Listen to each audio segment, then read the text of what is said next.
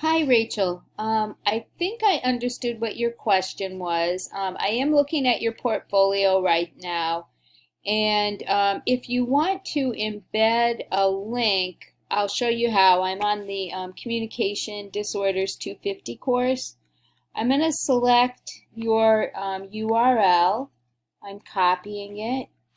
Then I go down to here, or actually no, I'd have to hit select this one, embed from web, and I paste the website there.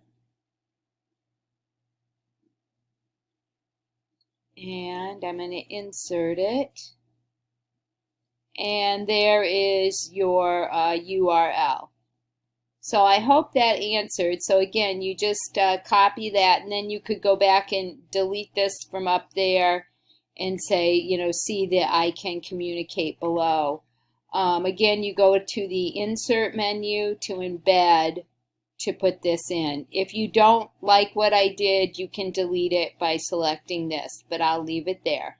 Hope this helps.